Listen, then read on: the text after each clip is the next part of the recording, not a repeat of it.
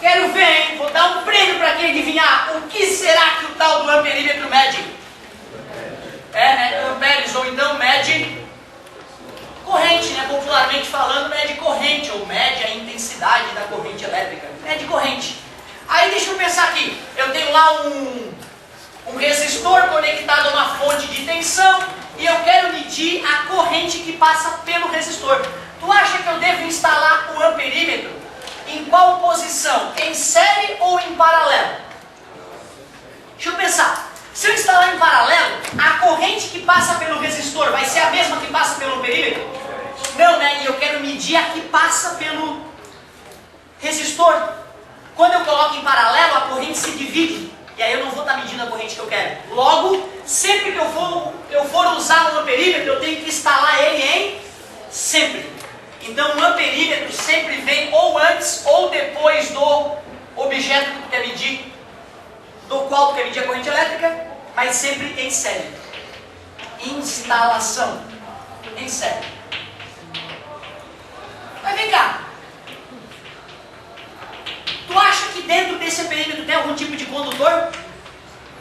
Tem que ter, né? Se ele conduz eletricidade, tem que ter condutor. Porque isolante aqui não é, senão ele vai cortar a corrente. Concorda comigo? Esse condutor, será que ele não tem resistência elétrica nenhuma? Mas mesmo um pequeno pedaço de fio tem resistência elétrica. A gente despreza aqui no ensino médio, mas existe, né? Eu vou até te confessar que o ser humano está estudando supercondutores, materiais que podem conduzir energia elétrica sem gasto de energia. Imagina a glória que ia ser, sendo que a gente perde uma porcentagem enorme da energia produzida lá em Tubarão para ela chegar até aqui em Floripa, né? Os elétrons sacudindo por dentro do fio. Imagina quanto efeito Joule não existe em Tubarão até aqui pelos fios. Concorda comigo? Eles estão pesquisando materiais a baixíssima temperatura que não exigem energia para transmitir corrente elétrica. Um exemplo estudado é o mercúrio. Mercúrio próximo do 0 Kelvin, ele vira um supercondutor. Ele transmite corrente elétrica aparentemente sem gasto de energia. Se a gente descobrir uma tecnologia que faça esse supercondutor ser supercondutor numa temperatura um pouco mais alta, né? Talvez a gente revolucione a transmissão de energia elétrica. Mas esse amperímetro não deve ser algo feito de supercondutor, né, cara? Ou seja, ele tem uma certa resistência. Mas quando eu quero medir um circuito, eu quero medir um circuito sem um amperímetro, né? Quando eu boto o amperímetro, já que ele tem uma resistência, ele altera o circuito. Quer dizer que eu não vou medir a verdade, vai ter um errinho. Como toda medida na vida, né? Tudo que tu mede na tua vida, tu mede com uma certa precisão, uma certa casa após a vírgula, né? Depois tu já não tem certeza. Mas espera aí, e se eu quiser fazer o melhor amperímetro do mundo, o amperímetro ideal, perfeito? Claro, a resistência interna dele tem que ser zero, pronto. É isso que tu precisa saber de amperímetros. Resistência interna. Então, amperímetro mede ampere, corrente elétrica. Tem que ser ligado em série. Claro, porque em série a corrente é a mesma. Aí vai medir a corrente que passou pelo cara. Mas como ele é feito de condutor, e todo condutor tem um pouquinho de resistência, quando tu coloca o amperímetro ali, ele já gera um pouquinho de erro. É um erro aceitável, tá, gente? Não tem nada demais. Não pensa que tu vai ler no amperímetro 3, não, eu acho que é 7. Não, se é 3, pode ser 3, um pouquinho, ou 2,9, tá? Mas tem um errinho. E o amperímetro, para não ter erro, tinha que ter resistência zero. Quer dizer que eu boto ele ali e ele não altera em nada o circuito. Faz sentido. Vai. Continue. Isso, mede a voltagem ou a DDP ou ainda então a tensão. Mede a tensão. Se eu quero medir a tensão que está atuando sobre esse sujeito, tu acha que eu devo instalar o meu voltímetro em série ou em paralelo? Se tiver em série, como é que eu vou medir a diferença de voltagem daqui para cá, né? Concorda comigo? Eu só vou estar medindo o que está acontecendo depois do cara. Para eu medir a diferença de voltagem de um lado para o outro, eu tenho que dar uma parte do instrumento conectado antes e uma parte do instrumento conectada depois do aparelho, do objeto que eu estou medindo. Então sempre que eu for instalar um voltímetro, vai ser sempre em paralelo. Mas vem cá, antes existia o circuito estava lá acontecendo. Aí, mas eu queria saber quantos volts tem ali.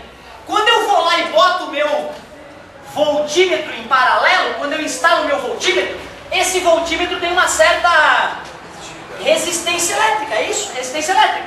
Quando a corrente chega aqui, ela vai toda para o resistor? Não, ela vai se dividir, né? Uma parte passa pelo... Quer dizer que quando eu instalei o voltímetro, eu acabei alterando o circuito. Quer dizer que ele mede com total precisão? Não, porque quando eu instalei o voltímetro, eu alterei o circuito. Beleza? Mas, se eu quisesse fabricar o melhor dos voltímetros, voltímetro ideal, qual seria a característica necessária? Resistência. Se for igual ao do outro, vai dividir por 2. Eu vou estar errando pela metade. Tem que ser maior, mas quanto maior, melhor, porque aí não passa nada por ele, toda a corrente passa reta. Então a resistência tem que ser, claro, infinita. Se eu fizer um voltímetro com a resistência infinitamente grande, vai passar corrente por ele? Não, aí ele não vai desviar a corrente, ele vai medir a verdade, pura e simples. Então o que eles se pedem no vestibular? Para que serve o aparelho? Pode ir, moço, pode pegar o teu celular aí. Para que serve o aparelho, certo? Voltímetro, como que ele é instalado sem série em paralelo, usa o bom senso que tu consegue, e ainda o ideal, se ele mede, o que ele tem de característica, se a resistência é zero ou é infinita. E mais uma vez, uma pitadinha de bom senso te permite determinar isso, certo? Galerinha, quando o cara fala em galvanômetro, só pelo nome ser diferente, parece dar a impressão de que tem alguma coisa difícil para acontecer, mas não tem. Galvanômetro nada mais é que um amperímetro super preciso. Galvanômetro é um amperímetro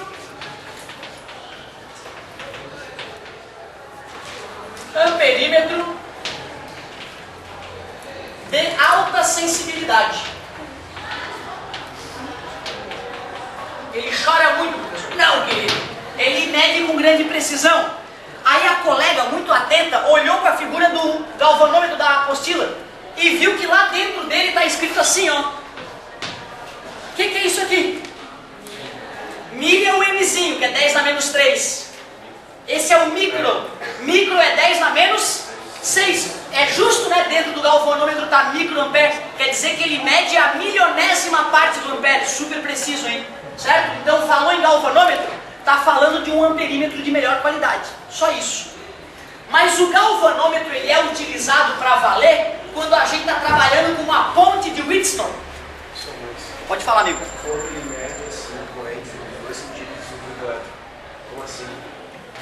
Ótimo, porque assim, ó, geralmente, tá? Geralmente, o amperímetro, a setinha dele vai só para um lado, certo? Então assim, o amperímetro, ele tem lá a escala dele bonitinha, aqui está o zero e a setinha está ali. Se tu engata ele no sentido errado, a setinha tenta ir para o outro lado.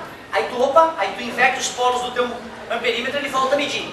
O galvanômetro, por ele ser mais preciso, ele mede com muito mais qualidade. E se tu fizer a escala alterada para ele, tu pode botar o zero no meio e tu consegue medir corrente para os dois lados, tanto para um lado quanto para o outro. Então eu digo, aqui tem 1 ampere, aqui também tem 1 ampere. Se foi para lá, é que a corrente está fluindo num sentido. Se a setinha foi para o outro, o ponteirinho foi para o outro lado, quer dizer que a corrente está fluindo no outro sentido. Ou seja, aí ó, e nem todo galvanômetro é assim, tá? Pode ter um galvanômetro que só mede a corrente para um lado, certo? E também eu poderia fabricar um amperímetro que começa para os dois lados. O que diferencia amperímetro de galvanômetro não é o fato de medir para um lado ou para o outro, é a qualidade. Um amperímetro geralmente mede só até miliampere ou 0,1 miliampere, o galvanômetro vai na milionésima parte do ampere. Agora olha só, pessoal, o que eu vou te mostrar aqui tem que ter o coração aberto, cara, não tem nada demais. Resistor, mais um resistor, outro resistor e para finalizar outro resistor. Observem que eu poderia ter desenhado assim, ó. Só por que tu não fez desse jeito clássico? Porque a gente desenha dessa maneira para tu apontar e falar Wheatstone, olha lá Wheatstone. É que nem o Ciro de Carnot, entendeu? Aquela figura que tu olha. Então é isso. Eu poderia ter feito dessa maneira, mas o mundo inteiro desenha assim. Por isso eu vou desenhar assim para ficar marcado para ti. Vamos supor que esses resistores sejam todos diferentes. R1, R2, R3 e R4. Não precisa estar na mesma ordem da apostila, tá? Essa aqui é a ordem que o Otávio selecionou agora. Veio na cabeça dele essa ordem para os resistores.